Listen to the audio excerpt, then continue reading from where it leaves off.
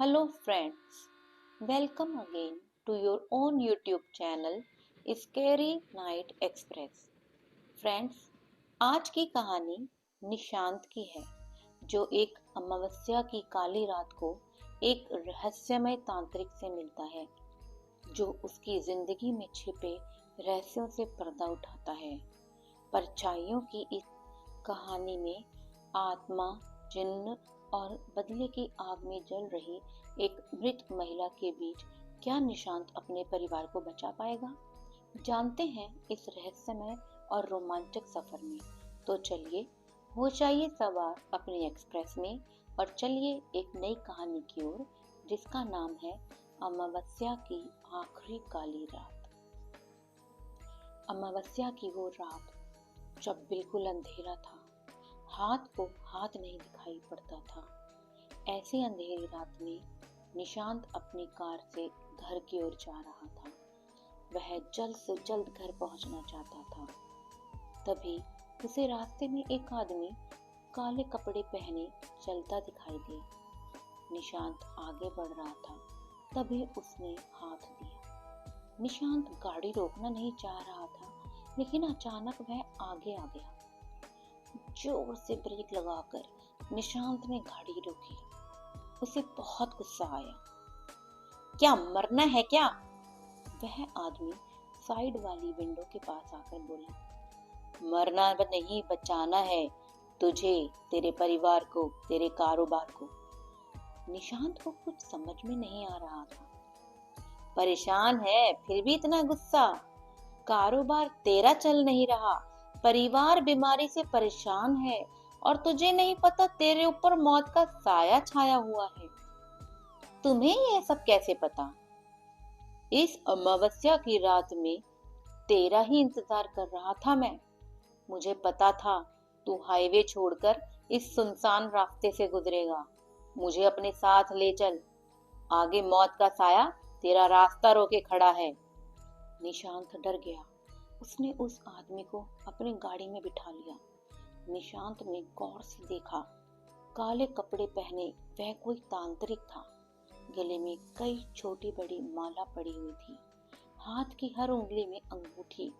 उसका रंग भी सांवला था। आंखों में काजल लगाए हुए था। निशांत ने सोचा, कहीं इसे गाड़ी में बिठाकर कोई गलती तो नहीं कर दी। लेकिन इसकी बातों को सुनकर वो इसे बैठाने से रोक नहीं पाया। निशांत चुपचाप गाड़ी चला रहा था। तभी उस तांत्रिक ने कहा, रुक जा, यहीं पर वो सामने देख, जिन्न खड़ा है। अगर तू आगे जाएगा तो तेरी गाड़ी का एक्सीडेंट हो जाएगा। लेकिन बाबा, मुझे तो कोई दिखाई नहीं दे रहा। चुप रहे, वो तुझे बुला रहा है, तेरी मौत बनकर। चुपचाप गाड़ी की लाइट बंद कर दे। निशांत ने ऐसा ही किया। गाड़ी की लाइट बंद करते ही सारे में गुप अंधेरा छा गया। तभी निशांत ने तेज आवाज सुनी, जैसे धड़ाम से कुछ गिरा है। लाइट जला, लगता है वो जा रहा है। निशांत ने लाइट जलाकर देखा तो रास्ते में एक बड़ा सा पेड़ गिरा पड़ा था। बाबा, अभी तो वहां कुछ नहीं था। चुप रहे, वह जिन्न गुस्सा होकर जा रहा है। उसे पता लग गया कि मैंने तेरी रक्षा की है। लेकिन बाबा, मुझे तो कुछ दिखाई नहीं दे रहा। वह चला गया, लेकिन गुस्से में यह पेड़ बीच में गिरा गया। यहाँ से गाड़ी मोड़ ले, वैसे भी आगे जा नहीं सकते। बाबा, आपने मेरी जान बचा ली, बहुत बहुत धन्यवाद। वो सब बाद में, भाग यहाँ से, ये जिन्न बहुत शक्तिशाली होते हैं। निशांत गाड़ी मोड़कर दौड़ रहा था। फिर वह हाईवे पर पहुंच गया। शहर आने वाला था।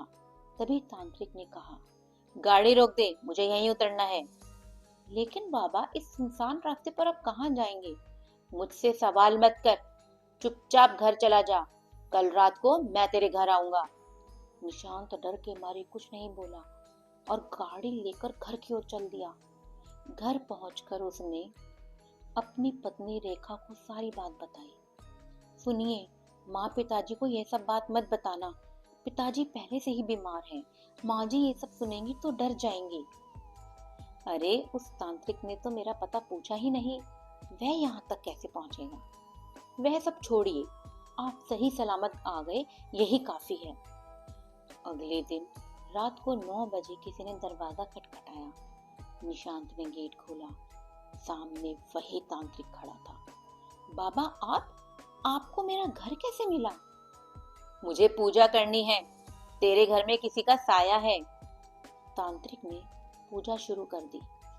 तभी निशांत की माँ तांत्रिक के सामने आकर बैठ गई।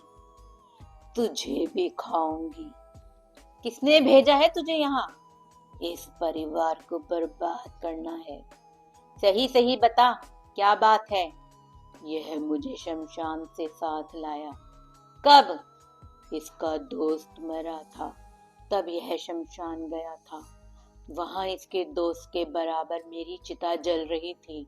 यह जूते पहनकर उस पर चढ़ गया, तभी मैं इससे बदला लेने इसके साथ आ गई। निशांत, ये सही बोल रही है? हाँ, पता नहीं बाबा, एक चिता जल तो रही थी पास में ही, पर मुझे नहीं पता मैंने कब उस पर पैर रख दिया। शमशान में जूते पहनकर क्यों गया तू? बाबा, गलती हो गई। लड़का गलती मान रहा है, जा, चली जा यहाँ से। नहीं, इसके बाप को लेकर जाऊंगी। मेरे साथ चल, मैं तुझे मुक्ति दिलाऊंगा। मुझे मुक्ति नहीं मिल सकती, मेरी बेटी भूखी है। कहाँ है तेरी बेटी? जमुना के पीछे झुग्गी में है। उसे भूखा छोड़कर मैं भीख मांगने निकली थी, तभी एक ट्रक चढ़ गया। मेरी बेटी मेरा इंतजार कर रही है। तेरी बेटी का इंतजाम हो जाएगा, चल मेरे साथ। तभी निशांत की माँ बेहोश हो गई। तुम्हें इसकी बेटी का पालना होगा, तभी इसकी आत्मा को शांति मिलेगी। जल्दी बोलो। तभी निशांत की पत्नी ने कहा, ठीक है बाबा, हम पालेंगे, लेकिन पिताजी को ठीक कर दीजिए।